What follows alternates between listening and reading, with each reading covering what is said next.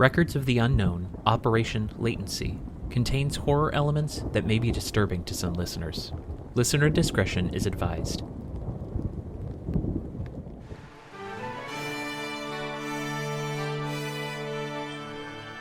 You are listening to an Atomic Broadcasting production, so sit back, relax, and enjoy the feature presentation. And remember, do your part, such as like, comment, rate, and don't forget to tell a friend to tune in for an Atomic Time.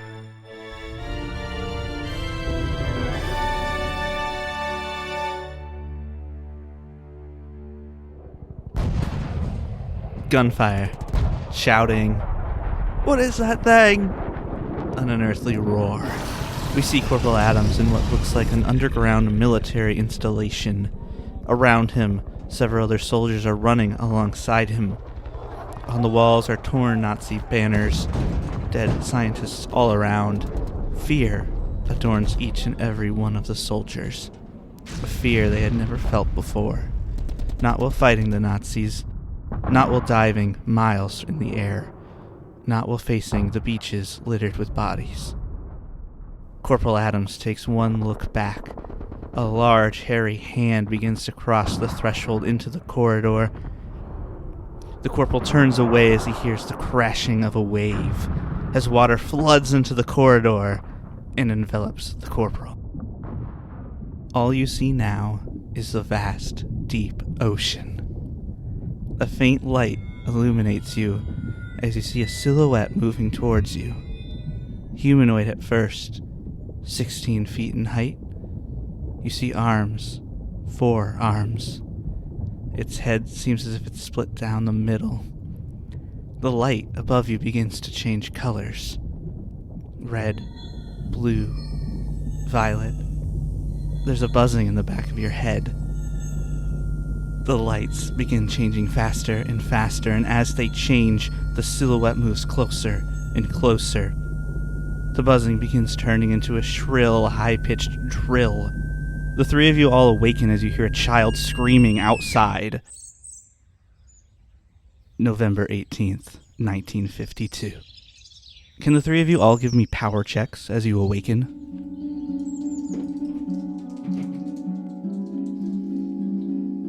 $25 under 50. 62 under 75. 28 under 50. You may continue. The corporal, the two of you would notice, wakes up in a cold sweat, and faster than you can even really track, he's got his gun in his hand and is like pointing it in front of him, not seemingly at anything, until he is able to kind of take in his surroundings and slowly kind of lower it down. But then, realizing what he actually just heard, jumps out of bed. Dr. Steele will kind of bolt upright, having heard the scream, and going to react in response in case someone is in medical need. He will grab his cane, grab his medical kit, and then start, trying to head for the door and find where that scream came from. Birdie also partakes in the bolting awake. And she kind of looks around, is like, anyone else hear that? Yes. I'm gonna try and find the source of the scream. Okay.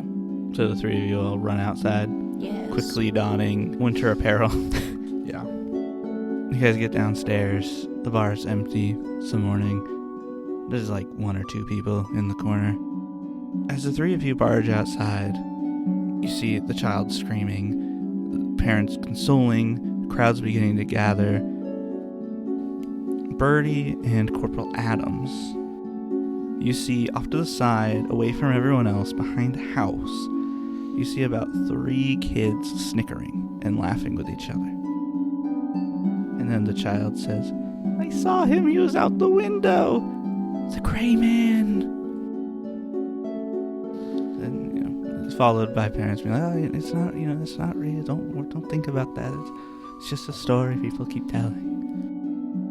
I'm tempted to go over and try to talk to them, but I also don't want to traumatize that child any more than it already has been. Dr. Steele, having not noticed the other kids that my partners noticed.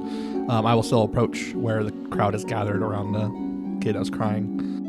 And how thick is the crowd? Is can I not reach the child, or is it? There's like maybe 6 or 7 people now. It's not a lot. Get close, and I ask him, "Are you hurt?" He was outside my window. I think he'll be okay. He just got spooked. He's scared of himself.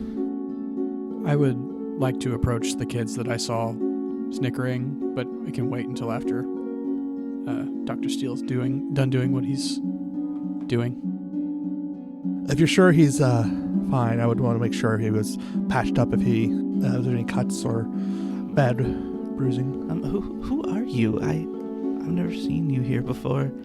Apologies, I am Agent Steele. I am here on CIA business, but I do have... What? CIA business? What? I do have practice in medicine as well, so I was just making sure that he was all right. I think he's fine. Okay. CIA? What? As you're doing that, Corporal Adams begins walking towards those children he saw. I was actually going to also approach the other kids. We'll go together. As you're talking to the family, and they're kind of pretty shocked that the CIA is here, Birdie and Corporal Adams begin heading towards the children. As you guys get closer, Corporal Adams can quickly see a mask one of them is holding. About what age are these kids? 14. Teenagers? Yeah. Darn teenagers. The kid in question looks more like 10. Something funny? What's it to you? I flash my CIA badge. They start running. I will chase after them. I just want to get a hold of one of them. With your athletics as high as it is, you quickly just immediately grab 2 of them. And they're like, "Hey man, let go, I don't know you." Did I happen to grab one of the ones, the one that's holding the mask? Yeah, there's only 3 of them. I would like to take the mask from them. Hey, that's mine. My dad gave me that. It's ours now. Who said you could just take my stuff? The United States government. My dad pays his taxes. Does your dad know that you use this to bully that other kid?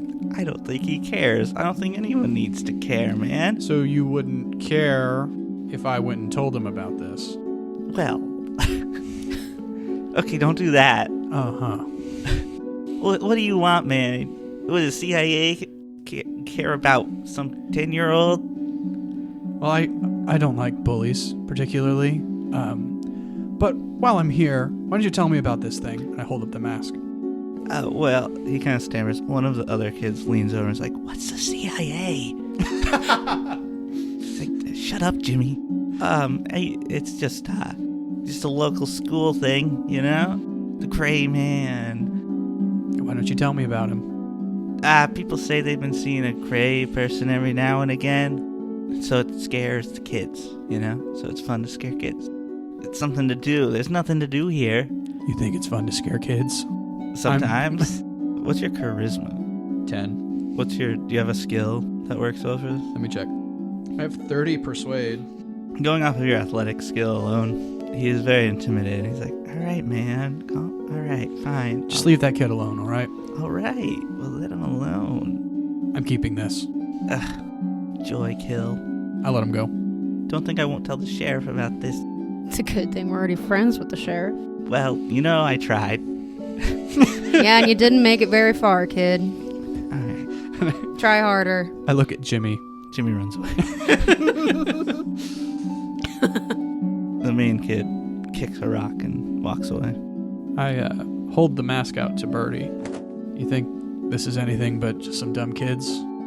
I take the mask and I kind of look it over. It's like a human mask, but like painted gray. A human mask? It's a full head rubber mask, but it's like spray painted gray. Okay. Have we heard anyone around town talking about a legend of a gray man? You have not. Okay. Something maybe we can ask the sheriff about.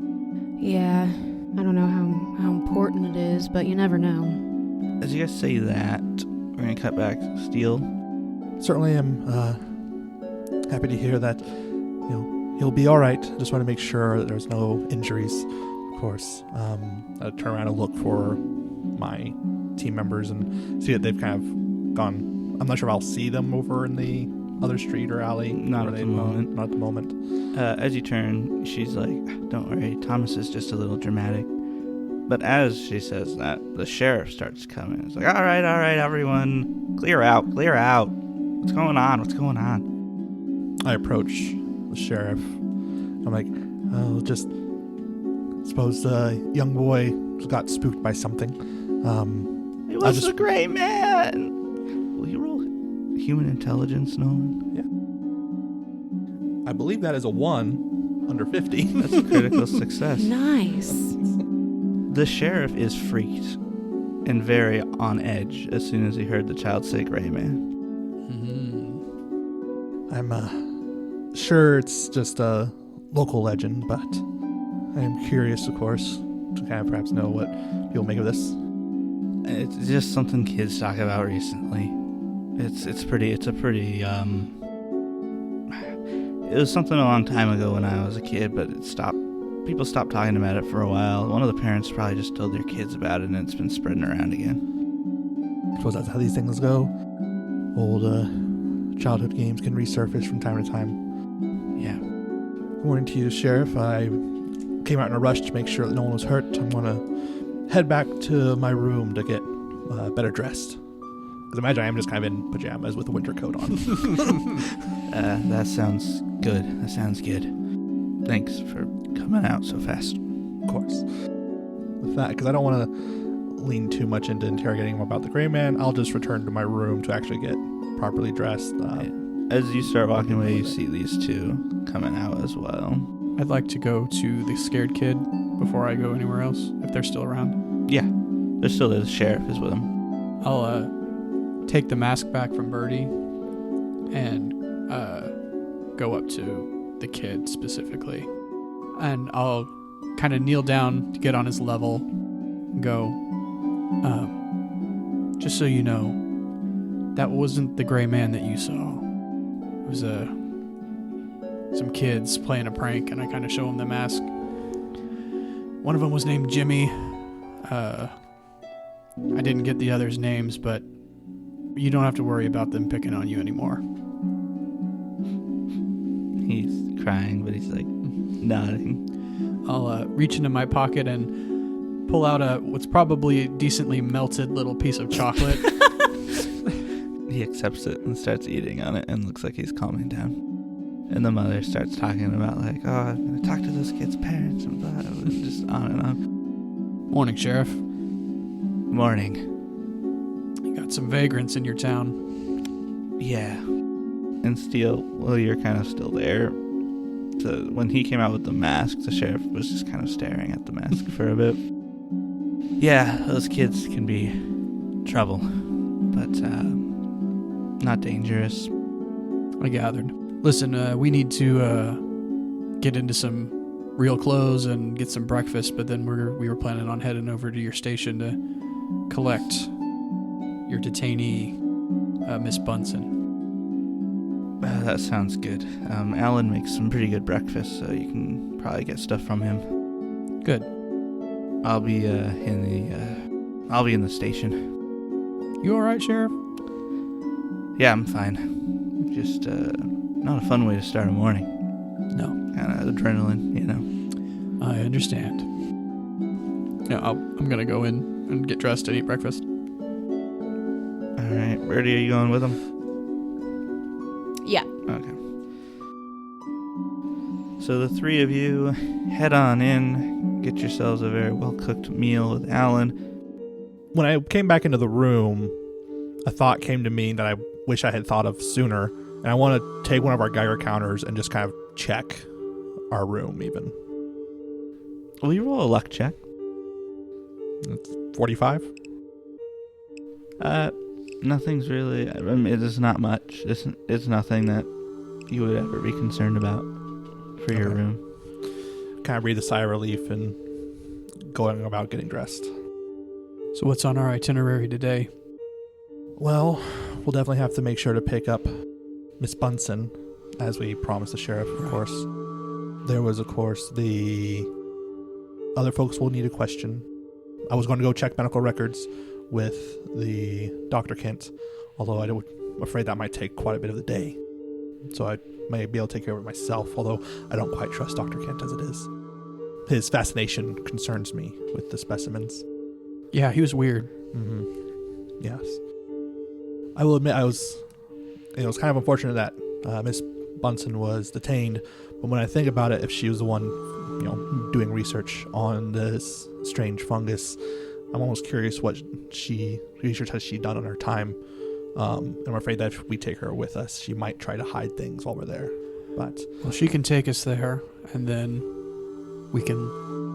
one of us or more of us can keep her outside while you poke around inside. That might work. We might want to be able to communicate with Abe Rogers. I'm not sure, but I wouldn't want to just, detain his vehicle without him knowing, I suppose. We're not sure how long we'll be here. Of course, it would be good for us to make contact. So we may want to be able to find our way to the sanitarium, but we'll probably need the vehicle from Abe Rogers before we can do that. And I would like to have some more findings to deliver before we just make that trip out. Yeah, we want something substantial. Mm-hmm. Remind me about this old woman that I saw. Was there anything notable about her that... You were pretty far away from her. You just saw an old-looking lady at night staring at you. I don't think Corporal Adams would put much stock into that. Just like... Well, I will say it definitely gave you a weird feeling. A weird feeling, yeah. Okay. It was one of those, is someone staring at me? Like something running down your spine and then looking over and just feeling, nervous almost. Did either of you happen to see an old woman last night while we were walking around town? There were a lot of people around town. I didn't necessarily see anyone in particular. Okay, it's probably nothing. I think when we were walking back here, or we were going out to the doctor's, I don't remember exactly when, but I saw this old lady and she was just staring at us. That's odd. Made the hair on the back of my neck stand up, but she just might have been some old lady who's curious about the strangers in town, but it was weird enough that I thought I'd bring it up. But if you see any old women, let me know. I will get you a census record of every old woman that's in town. I'm definitely curious about what she has to know. We can certainly go asking the folks that run this place, but it's usually the folks that are able to just kind of rest and relax in the day that are able to watch everything and are beholden to no one. That's true. Front porch sitters, people who can just view the town without having to worry about a job or whatever. Mm-hmm. They know a lot. Old timers. Yes, of course. So I think it's worthwhile to know. Good catch, Corporal Adams. It might mean nothing. Well, we won't know until we're able to ask, but we of course have Dan Haley, the mine owner, as well. The sheriff was trying to shut down his mine, and of course we are curious since that's where the most recent victim has been found. Well, I'm more curious about the other mine workers might know, possibly being personal friends with Billy. We are, of course, again, strangers in town, so they may not be that open to talking to us. The only other folks, there's always a lot of people to talk to in town. We have, of course, our patron, Alan. He might be able to kind of tell us some information. Another that we know of, although we have not spoken to, I'm a bit concerned about how talking to them would go. We know of Miss Valerie Novikov as the local butcher and hunter. If the fish are strange and the plants are strange, I'm curious if the local game are also starting to become strange. And then we also know of the Germans, at least two of them, maybe a third. I saw one of them last night. When we were coming in to the bar, I bumped into somebody on my way in, and they said something in German. You're sure? Pretty sure. I spent a lot of time in Germany a few years back. I understand. It didn't seem like the right time to try and confront whoever this was. It was late and I was tired. I'm sure we can find him, though. It looks like Birdie wants to say something, but she bites her tongue. I mean, those are just the things we don't have to get to today, but it'd be nice to have some honest word from folks about whatever strange findings they've been seeing, of course. And perhaps the ones that have been doing the actual research might be our best start. Again, I might spend today looking through old medical records to see if there's any pattern in the illnesses that the previous doctor might have written that current Dr. Kent did not notice. But I feel like I want to get to that before he's able to look through them himself and maybe hide anything he doesn't want to be known. Well, we're going to have to go collect Miss Bunsen before the sheriff gets too antsy. Because we did promise this morning we would go collect her. I do want to specify right now, the sun is just starting to rise. You have probably about, at this point in the year, about 4 hours of sunlight. Well, at this point, it might be worthwhile to use what daylight we have. It might be worthwhile to go check out the lab during the daylight, although I'm aware that the strange fungus only blooms at night. But maybe that'll be the safest time. True, and once we have Miss Bunsen, we don't have to go to her lab immediately. We can just kind of keep her with us. Of course, unless she becomes a bit of a thorn on our side, wanting to go check something and try and pull us a certain direction. But yeah, again, checking medical records is something that I would want to go through myself. I feel like I might be able to hopefully find a pattern in them, but that's just a lot of paper reading that really I don't want to waste everyone's time on that. I mean, you guys can do multiple things. You can split up. Split up. I could go get papers if you want to spend daylight to look at the plane, and you can just schmooze up Alan Haley, the bar owner, and just be like, "Hey, man, we're staying here. My friends or my team members are investigating specific things. I just want to get to know this place." Maybe It's true. Bartenders usually know a lot, so I'm good with that. I just don't want to make the sheriff upset by not delivering what we promised. Take Henriette. You know what? If you get Henriette to drink a bit, she might also tell us some things. That is true. She's been in a jail cell for... So yeah, I can go get Henriette, bring her back here, hang out while you guys do your other things. Yeah. Chew the fat with Alan, and maybe get some information. That sounds good. So the three of you have decided to split up. Corporal Adams, you're going to acquire Miss Bunsen and spend time chatting with her. Dr. Steele, you're going back to Dr. Kent's house to look over the files. And Birdie is going to check on the plane. This is a closed game, which means when our players split up, so do the players themselves. They leave the room, and the ones we follow are in the room so as not to give away things and help build the isolation and mystery. We're going to follow Birdie first, so... Oh. If the other two could please leave the room.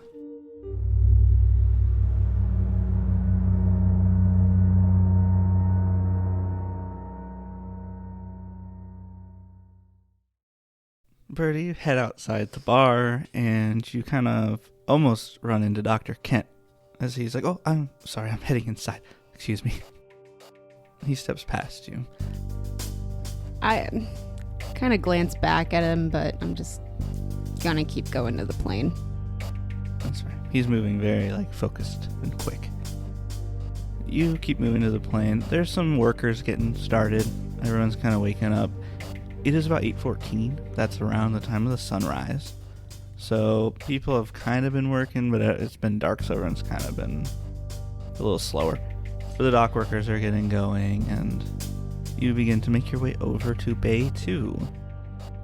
Just for clarity, was I ever able to see what happened, or was it dark anytime I tried to look at it? It was hard to see. You didn't see any damage out to the outside of the plane. When you were flying, a lightning bolt came close, but you didn't think it hit you. But it seemed to have caused problems with the plane itself. Okay. And every time I've looked at it, I haven't been able to see anything on the outside. Yeah, it's been dark. You haven't really had the time to give it a thorough look, but the outside seemed fine. Okay.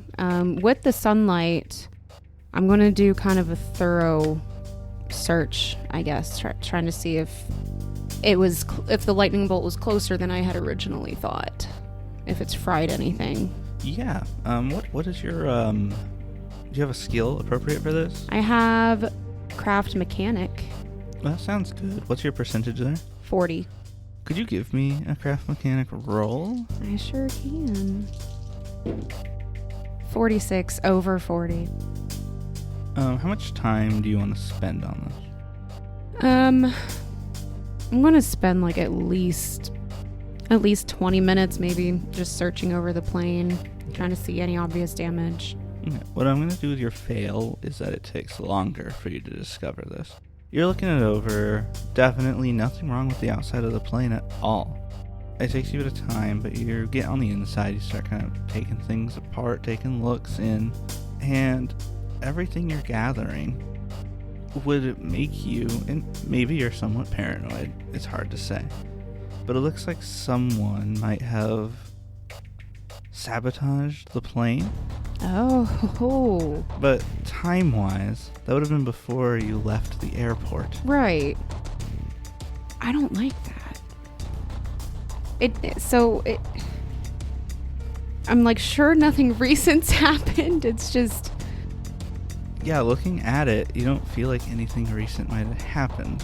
The best guess you could have is the lightning bolt might have set something off that was already prepped. Oh. Okay. Like a fuse. Yeah. Perhaps it wasn't intended to do what happened, or perhaps something else was intended to be done, or... It's hard to say. Okay. Who knows what people intend by doing things to a plane? Maybe it's incompetence. Right. What's your alertness again? My alertness is 60. And what's your pilot? Pilot is 80. As you're figuring all this out, it starts to snow a little bit. Not uncommon for the area or November. But you hear something up in the clouds. Almost like an airplane engine, but it's different. It's not one you've heard before.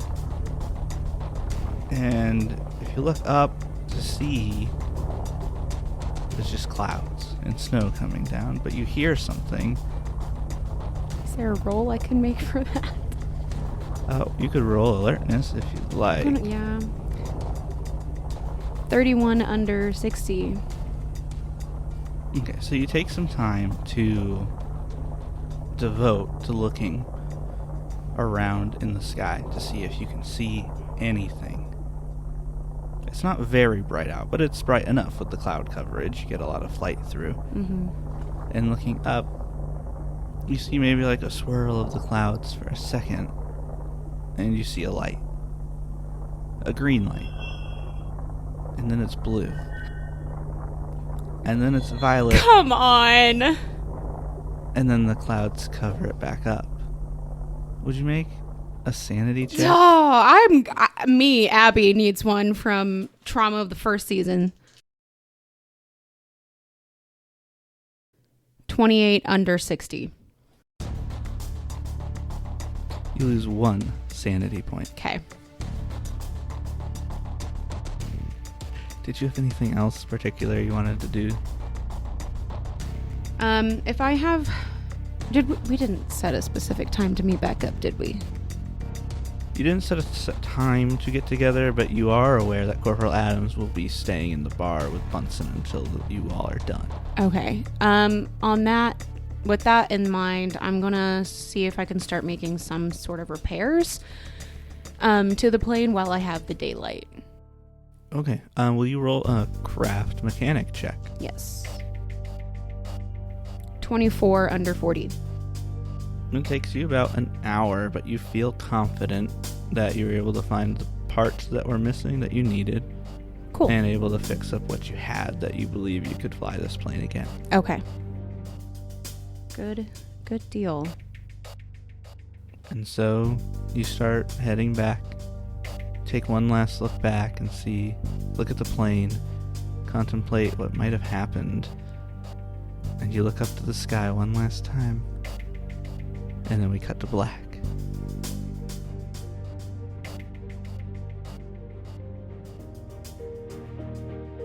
Thank you for listening to the Records of the Unknown Operation Latency.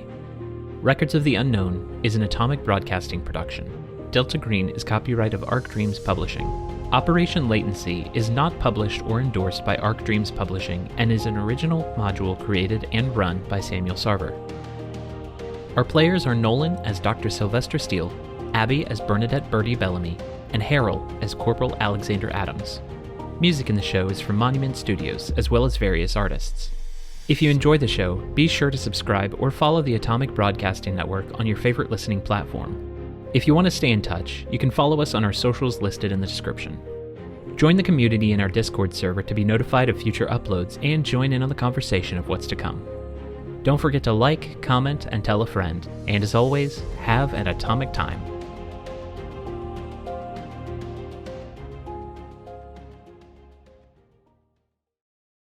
I can find it. We have Hang to on. get into our horror brain. Hang on, not Jimmy. our Horror singing brain. songs. Jimmy Fallon Taxes. game. Oh, no. There's a lot of It's called taxes. That's My Jam. No, that was in the other. Let's go to Groversville. No, Please let's no. not go to Groversville. You know they do taxes there. And they have 18 deputies. All your yeah, that was the most There's suspicious actually part. supposed to be 17. I messed up. You added one. Yes. There's an extra deputy in Groversville. It's still extra suspicious that they have that many deputies And to you take only care of saw, such a like, small one town. deputy the whole time. You never looked into them.